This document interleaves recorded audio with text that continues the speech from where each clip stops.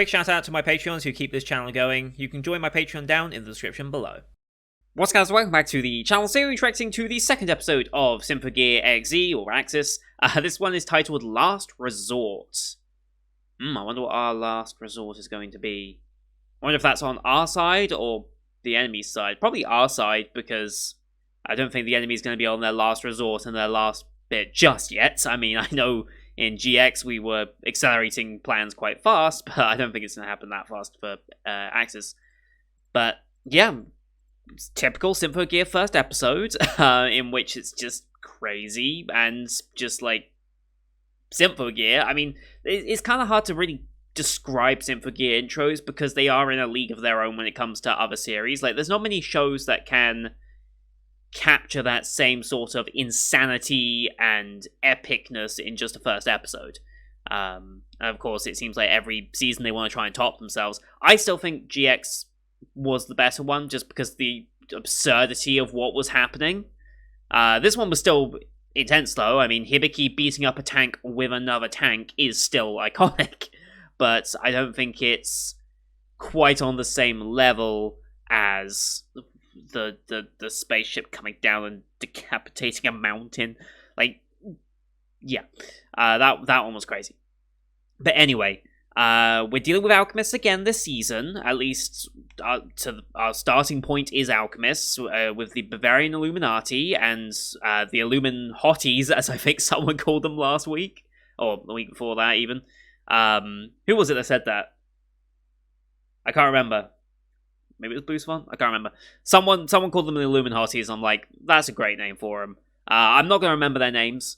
I remember one is Saint-Germain, just because I remember PSG, the football team, so that one sticks in my head quite easily. The other two, no idea. They'll come to me eventually. Apparently there is a lot of, like, good, like, mythological nature to their names and, like, them in history, so interesting choices for their names. But yeah, we're in Valverde, which is very strongly linked to Chris's backstory, so I imagine we'll be getting a lot of that over the course of this season. We have encountered the Bavarian Illuminati, these three alchemists of that. I don't know if the organization probably is much bigger than just those three, but I don't know if we'll see like a big bad like boss come into it, like in GX, how we had the 4 auto scorers and then we had Carol the Alchemist. This time we straight up got 3 alchemists, and they were after something in this hideout. So it looked like a person, potentially an auto scorer. I don't know if they'll necessarily redo that in the same instance, but it's very much someone who looks to be in like battle gear, as loose a term as that kind of is in Symphogear universe. It looked like someone who's like wielding a relic almost, like a Symphogear almost. So maybe they're an auto scorer, not quite sure. But they, instead of like straight up activating that immediately, and instead of just taking out the agents that were following them in the first place, they decided to activate this weird like totem, I guess it was, which turned into a giant serpent, which has killed all of them except our 2 main ones that we know and have named. And just as they're about to be destroyed, and they said like 70-odd thousand had been converted into energy, correct? I think at that point. So they're converting people into energy for whatever their master plan is. I forget the line they used at the end of the last episode. Maybe they'll repeat it, because they very often, when we first come back into an episode, they repeat like the first minute or 2 of the last episode. So hopefully we get that. That would be nice. Just so I can re-familiarize myself with that line. That's when Maria, Shirabe, and Kirika have arrived to combat this giant snake thing, so I'm gonna guess we're getting our first big real fight of the season. I mean, we had plenty of fights first half, but like this is like our first like storyline main fight, I guess you could say, when it comes to like dealing with the Bavarian Illuminati properly. Yeah, so interested to see how that goes, interested to see how the songs are. OP needy, hopefully this episode as well, which is going to be amazing. Yeah, very, very excited to see where this next episode goes, and building up the typical Symphogear craziness that exists. So Loading up the episode here as per usual. These are time-based format reactions here on YouTube. If you want to see the full picture in picture, go to my Patreon down description below. £4 a month gets you access to all Patreon and picture reactions I do on the channel, which is everything from my seasonal lineup, as well as Patreon request shows such as World Trigger, Symphogear here, and Log Horizon. Here on YouTube, though, we have to time-based, so bottom left of the screen, you'll see a time of the episode. I count down 3, 2, 1, play. And play Isai episode, Isai episode, we should be in sync. Watch this one on Anime Pahi, since they have the D-Truck sub version, which is the version I've been using since Season 2. Season 5, I think we'll just use the basic Crunchyroll version, probably. But we'll see when we get closer to that time, beginning of next year. But yeah, D-Truck sub version on Anime Pahi, no logo or anything, but you can use screen flash on my face, the mic, or this part of my headset to tell when the scenes are transitioning. That should be synced up as well. So, with all that said, let's get into episode 2 of Symphogear AXZ, shall we? In 3, 2, 1, play. Oh, people coming off the boat. Military. Fine artworks and stuff. Gold, alright.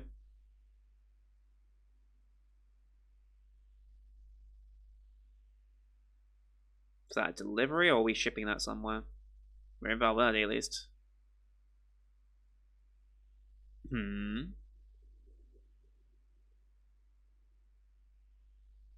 Relic. Ah, this is the potential autoscorer. What's this, Jemani? Okay. 4th energy, huh? OP time.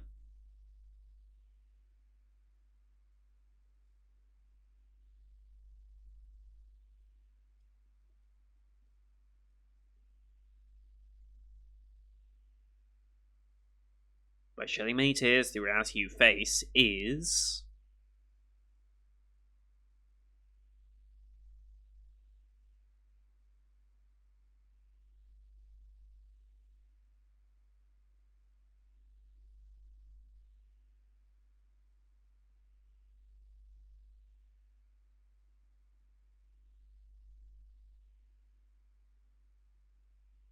a lot of training going on. I'm guessing that's our Bavarian Illuminati. The 3 hearts. There they are. Oh, interesting. Okay, design's revealed.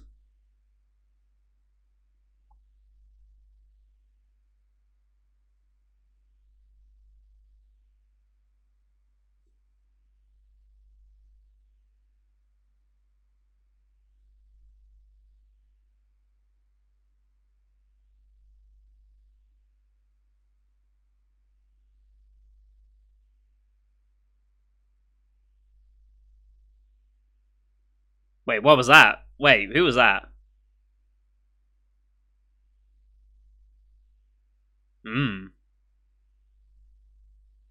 Alright. Kind of an abrupt ending to the OP song, though. Yep, this is the last couple of minutes of the first episode. This is why you have your laptop on silent.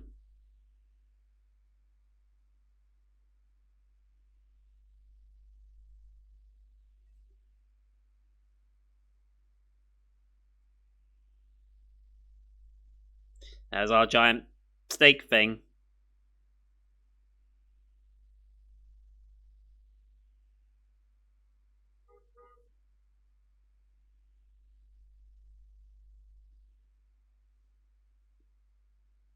Yeah, not for long. Yeah, 73,000 odd. Worldwide Revolution, that's what they're going for. And Maria.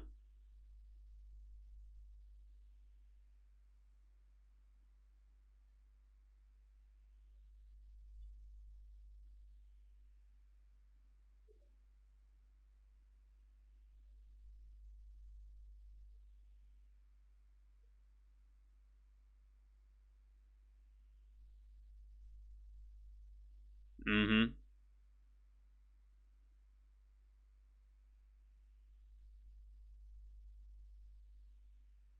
Mm-hmm. Model K, yeah. This is just a rescue operation. Buy time to get them out of there. Yeah.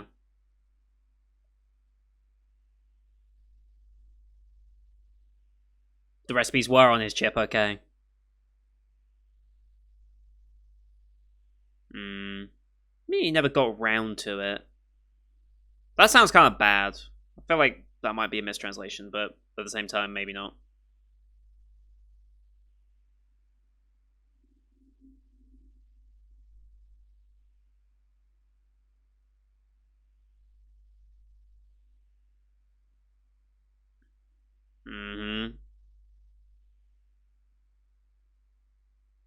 A revolution. Getting control of history.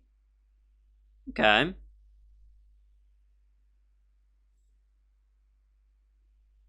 Jesus. No,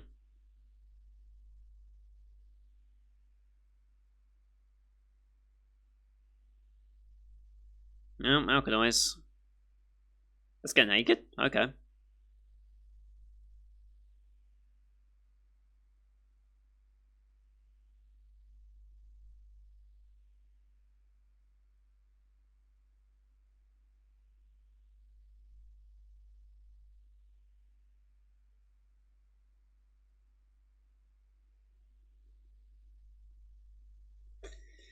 Nope.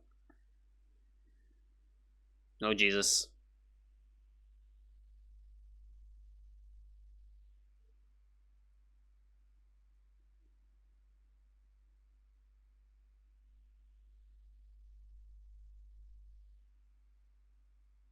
Nice. Doesn't seem too phased by this, though. Did they? Yeah, I don't think it cares.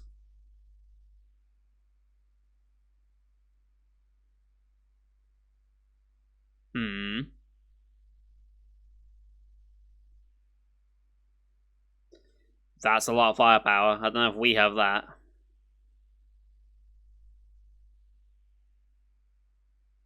Holy shit. Tornado impacts. Holy shit. Oh? Whoa.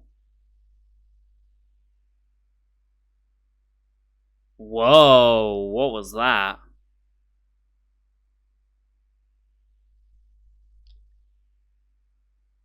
Oh. Oh, okay.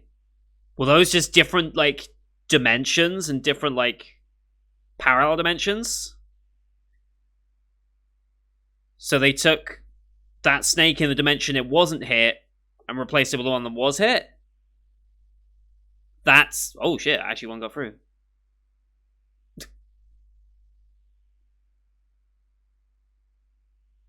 Interesting. They're experimenting with dimensions now. Oh, boy. Hello.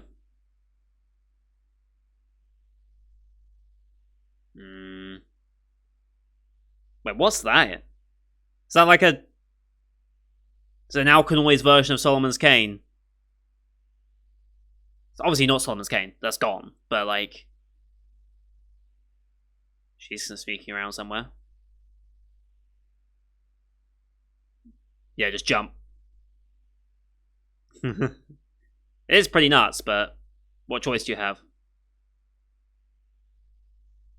Can't snake it off. Shut up.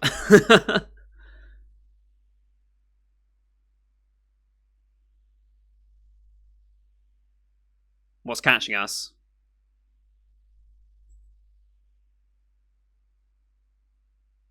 Oh shit. Ah, train. Okay. I thought that we were just gonna go smashing through the train, but... Oh no, good landing.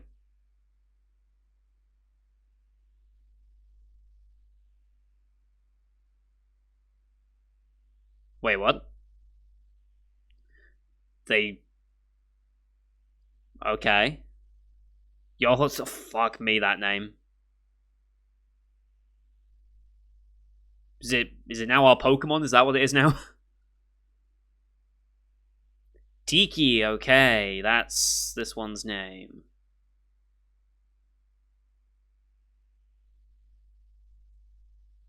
Uh-huh.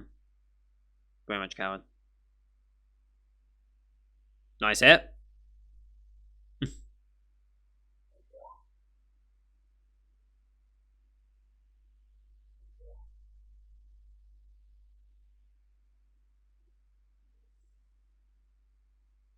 Beginning a transformation sequence. I think we are. No, we're not. Okay. Just straight into it.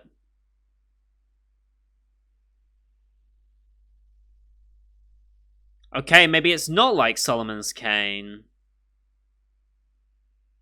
If he's still throwing them like that, maybe that's not Solomon's Cane. I wonder what that relic, fake relic, does. Oh boy. Yeah. Yeah.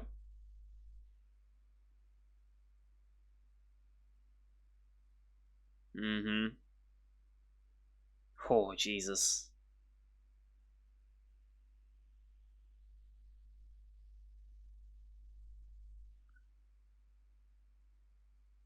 Oh. What? No, it isn't. Oh. Okay. Well, I guess otherwise they would probably be dead, right? That explains that bit. Okay.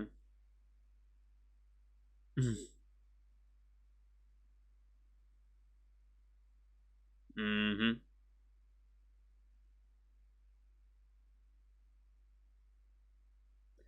Certainly.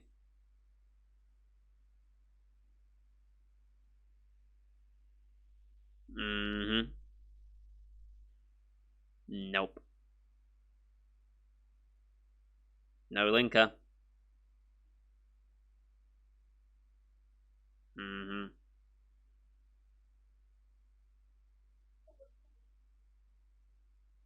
Can't analyze them, huh?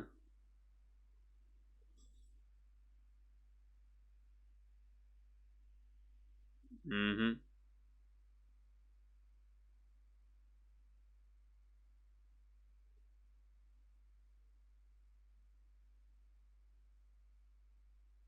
Hmm.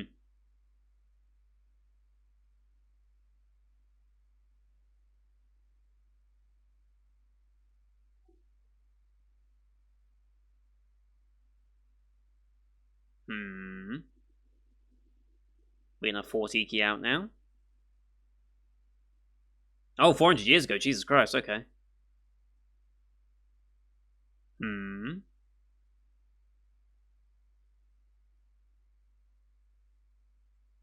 Uh-huh. There's Tiki.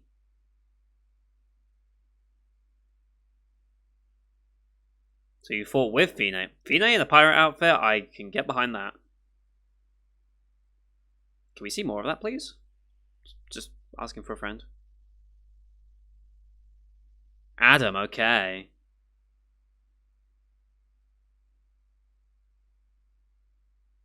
Tiki's a key element in some way. Holy shit.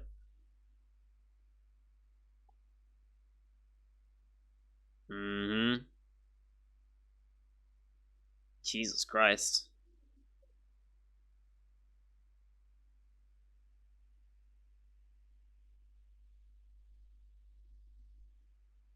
It kind of does.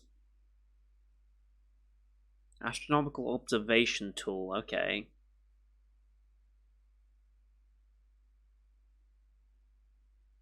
Alter history, yeah. Sage man.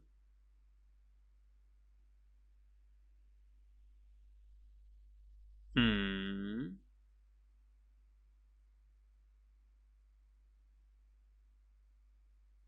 The lapis, huh? Yeah,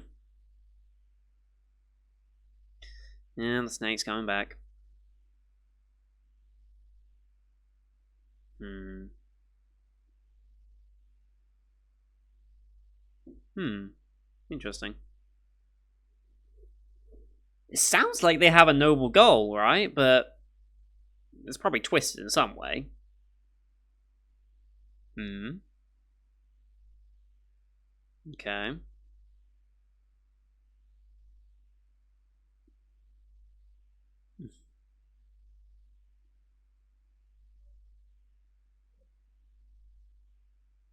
Ah.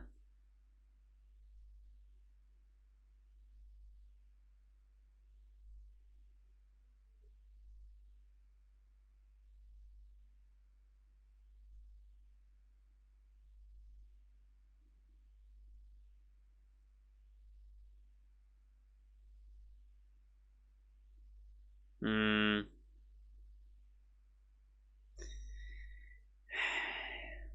Emotion overtakes you, even if it's the logical choice.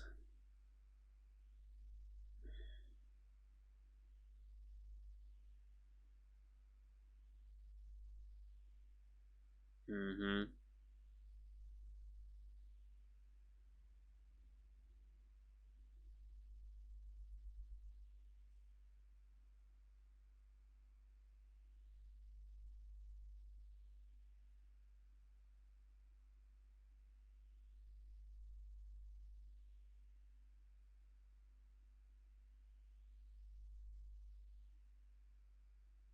Okay, the airport. Mm-hmm.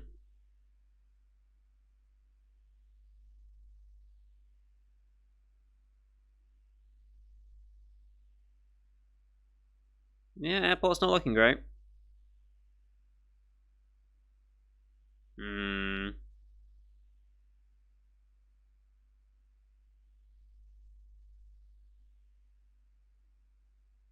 Mm-hmm. Hmm. Yeah, transporting doesn't sound fun, so. Is this them? Yep, this is them.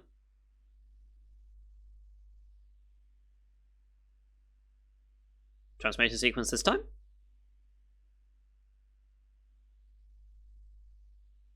Yeah, it's transformation sequence time.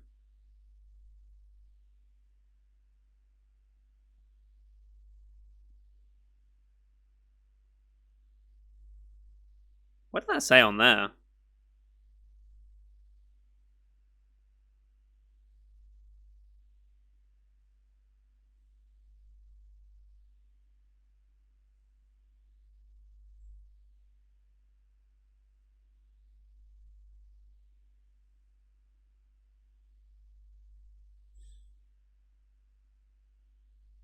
Star, Rebirth, yes.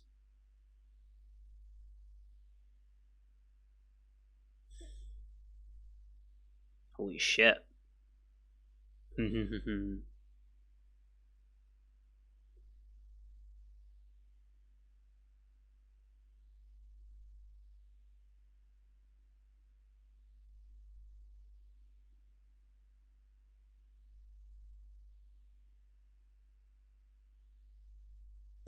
Oh boy, here we go. Holy shit. Got the punch through.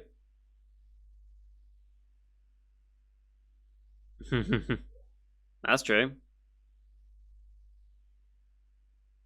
Oh.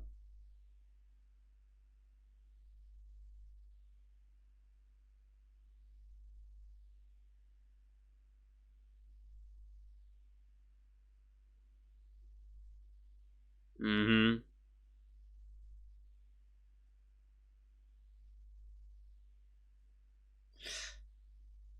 Yeah.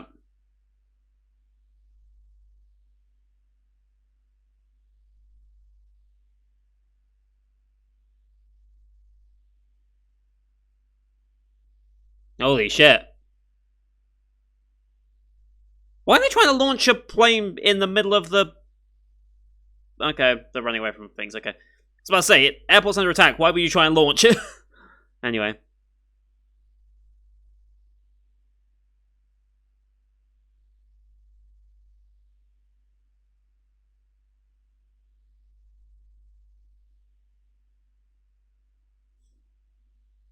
What are we doing here?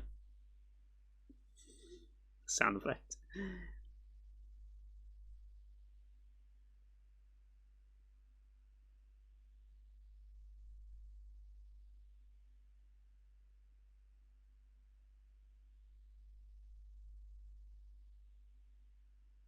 Oh, I got your landing gear. Holy shit. Weird landing gear now, okay. Very Symphogear.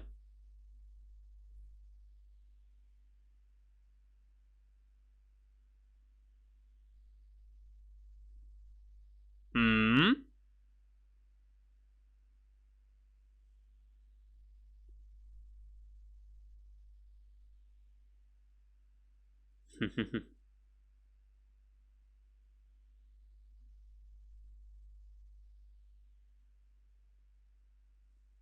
This is pretty fucking epic. Holy shit.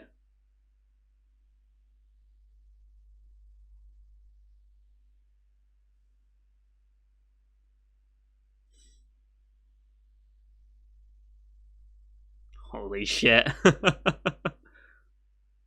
Just slingshot plane in the air, right? Horizon cannon. I thought they were just standing there casually. They probably blocked it.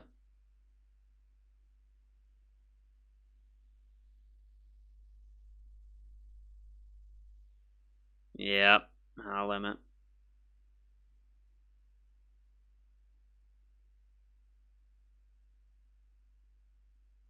Or is Snake gonna be there? Nope, they're just them two, just like unfazed.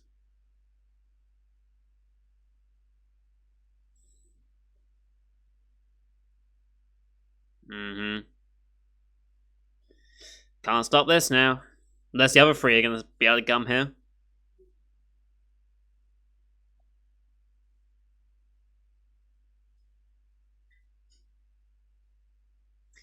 Oh boy.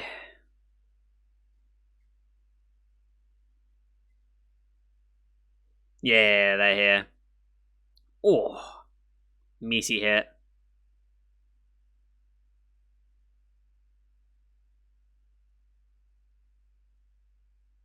Punch through the impossible. Fist 1, reason 0. How very Symphogear. How very Symphogear of a line that is.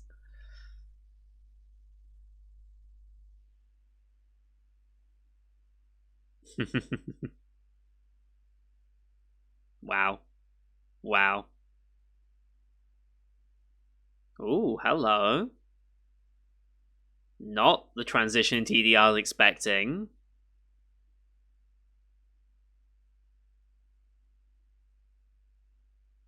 It's a very different ED than what I expected, actually.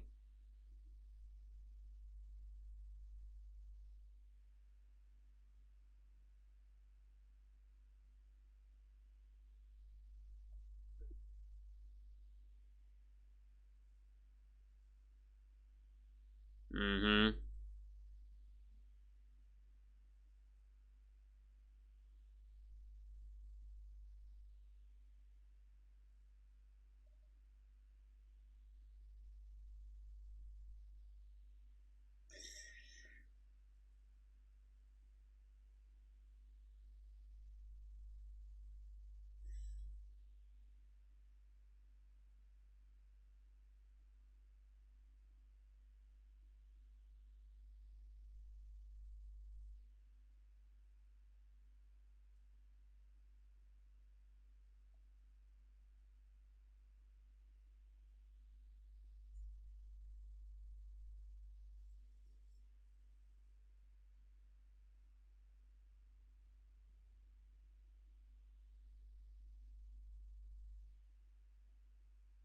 Very nice.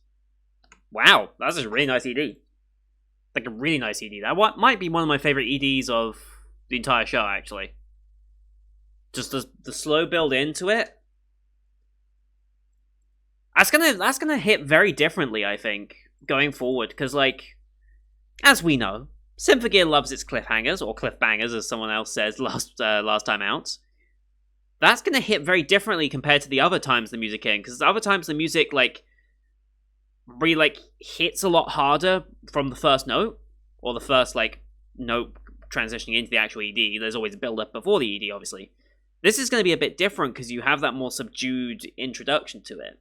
So that's going to hit somewhat differently, leading into each time. Although if they're going to, do a freeze frame at the end of each time, I guess it's going to be a little different in that terms as well, because you know it's coming already. You have a little bit more time to realize, oh yeah, we're transitioning, whereas previous seasons it was very much flowed from episode to ED almost immediately, and you're like, oh god damn it. And I'm not sure if that oh god damn it feeling is going to come through as much this time, if they're going to do those freeze frames more often. But still, that was a very, very good episode. Very, very good episode. I enjoyed that a lot. Maria, Kiriko and Shirabe's song, very much like that as well. That's the type of group song I like, one where it really does feel like all three of them are singing together, as opposed to somewhat of a disjointed mess their previous attempts have been with them. But again, I guess you could say their disjointedness in the previous songs very much fit their characters, because they were disjointed people at that point. They hadn't really figured everything out. They weren't really together, they thought they were together with the same ideas, but it was never, really, all three of them connected as one perfectly. Now they are. Their music's also reflecting that. I guess you could say that, if you're trying to be kind and give extra meaning to it, and it's Symphogear, you can absolutely give meaning to that, because everything in Symphogear has meaning for the most part. There's very little, throwaway lines or throwaway comments when it comes to the show. But yeah, that might explain why their previous music might not have hit as well as what this one has now. Yeah, there's a lot of information in there to... I still think... Where is it? Where's the line? Fist 1, Reason 0 is one of the most Symphogear lines possible, let's be real. I don't know many other lines that can necessarily compete with that, but, what else did we have there? So anything else important I really need to... There was a bunch of things thrown out there, obviously. It looks like we have some other form of power, and potentially a linker, with that linker, because of Maria growing blue there, and Elf 9 noticing that. It might give her an idea and a way of getting the linker to work with them and understand there's information that's on the chip that contains the linker recipes. So yeah, that's going to be interesting to see if we can actually do that. Tiki has some astronomical observation devices. I don't know necessarily what they're observing here. Is it the moon again? Because, a lot of it is connected to the moon in Symphogear. So maybe it is something to do with the moon and observing the moon in some way. Maybe we're going to bring another astrological body into this. Who knows? But we do have a boss idea in the form of Adam. I don't know if we're going to be seeing him anytime soon or if he's already moved on. But we do have a boss to speak of. Tiki was created in the aims of that. They had a clash with Fine 400 years ago. Again, Fine is a pirate. I need to see more of that art, please. Thank you very much. And yeah. Yeah. Let me go back to that scene of them, because I feel like there's a little more there I kind of wanted. And yeah, Chris did shoot off Stefan's leg to save him, even if it looks bad. Your fault that my brother. So that's what's her face, right? That is Sonya. So I'm guessing her brother was lost around about the same time as Chris's parents, because I don't think Chris and Sonya are related anyway, right? Sonya was a older sister type figure to Chris when they were together her parents. So I think that's the implication there. There's not actual relation. So the brother mentioned isn't like Chris's father or anything. It's something else. And Sonya seems to be, unless, hang on. Oh no, never mind. I'm misreading it. Never mind. Brother. I'm guessing Stefan's her brother is what I'm like. I misread the line. I thought there was like two separate things being said there. No, it's her. Stefan is her brother, but she had to use his name for emphasis. That's a common thing they do in anime, and I completely tuned out there for a second. So Stefan is Sonya's brother. I'm guessing then. But yeah, even though it makes logical sense to do it, obviously grief in the moment, like, you just shot off my brother's leg, how dare you? Even if she can, and even acknowledges, yes, I would have lost my brother entirely if it wasn't for you, but that still doesn't take it away the fact that you've caused this. Like, it's that weird, like, how you describe it? Grief does that, where it's like, it clouds the logical side of things. Like, obviously that was the correct thing to do. Like, I don't think anyone would debate that was absolutely the correct thing to do there. You're not just gonna let him die, you're gonna shoot off his leg and do that. And Chris is brave to have to be able to do that. So that's a level of bravery that you don't often get. Most people like clam up and just let it happen and be like, I can't do anything, I can't do this. But she saw enough reason to do it, so she did it. But at the same time, grief overcomes, and Sonya's will eventually probably forgive Chris for that. Eventually, it's just going to take a little bit. Unfortunately, Chris is not in a great mental space now because of that as well. It's not going to help. So, yes, that's going to be a problem. Also, I suspected there was just something about, which one is this? Blue-haired girl. Cagliostro. There was something about her voice that was like, I feel like I recognized that from something, and I was right. It's Shota Aoi. Shota Aoi, the singer, plays Gerald in My Next Life as a Villainess, and has also been in a couple of other things, in Gal Dino. There was something else that, like... Yes, Yuto from Real Girl. Or 3D Kanajo, Real Girl, you may know it from. That voice definitely sparks. I was like, oh, that's gotta be so-and-so. And yes, I'm right. It is Shota Aoi. Which means this show probably would have been affiliated with King Records, maybe. Although maybe because he wasn't singing, maybe it wouldn't have been affiliated. I don't know. There's no sign of King Records anywhere, but, you know. King Records are... they're not great when it comes to copyright. You've got to be very careful when you have anything to do with King Records.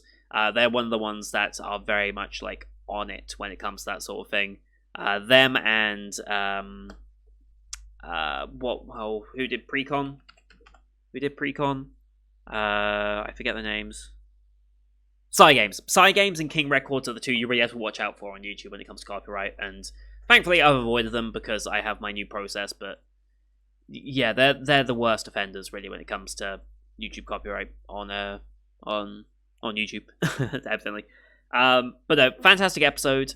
I'm interested to see what Tiki's role is ultimately going to be in this. I'm curious what their revolution is, because again, it sounds like a noble cause.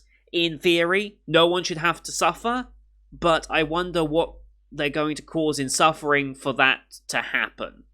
I like the idea that they're toying with like dimensions and alternate dimensions in that way, and parallel dimensions.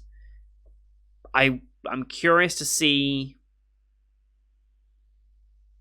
how far they take that concept this season, if they really are going to start exploring that, or what they're going to end up doing. Because obviously Fine interrupting them 400 years ago set their plans back, so I wonder if they're going to rewrite the last 400 years of human history with that. And I wonder if, because this story is going to focus on Chris a lot because of Valverde, and where we are and storylines we're dealing with. I wonder if Chris is honestly going to subscribe to their idea once she hears them out. Like, I don't think Chris has fully heard their plans. Neither have we, for the most part. But if Chris understands, like, their idea is to rewrite and stop suffering, and they can rewrite history. I wonder if Chris would start being on board with that because it could potentially bring her parents back. And I wonder if they'll dangle that as bait in front of her. Because I think all of these... I think everyone has their history they would like to have rewritten if they got the chance. And I think most people in the world have a moment like that they can think of. Some will obviously be more significantly impactful than others. Like, some people have had relatively easier lives in that regard, where it's like their regrets amass to personal happiness, not even relating to, like, the passing of someone. It could just be something that, like, changed the direction of their life. But everyone has a moment like that they could probably relate to, where it's like, if you had the chance to rewrite your own history, no repercussions on you, and you can benefit from it, I think we all have a moment in our lives where we like, yeah, I would have changed that, I would have done something differently, or stopped this event from happening, etc. Like, I think we all have that moment. Some of us will be more selfless with it than others. Like, some people will recognize, like, I don't have that big impactful moment in my life, but I know someone's life who could have been improved if this hadn't happened, and they would do that. Like, I know there are some people who would be like, oh, stop the 7/7 bombings, or the 9/11 attacks, or something like that. Or, like, any other, like, mass shooting or mass terrorist attack or something like that. So, we all have, like, an idea of where we'd take that power. And I wonder if they'll dangle that in front of Chris and maybe try and sway her. Because of all the girls that could be swayed, Chris could be the one that gets swayed. Although they've already kind of done a fake version of that in G, was it? Was it in G where she was theoretically on their side as she shot Tsubasa? Was that G? I think it was G, right? That did that?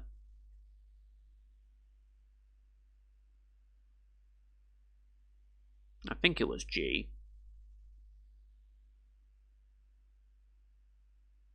Yes, it was G. Episode 10, Chris shoots Tsubasa. So it's like... yeah, like, it wasn't by choice, but again, it was like the Chris betraying the group type of dynamic. I don't think they'll do that again, but in theory, there's an option for that based on what I just said, so... anyway.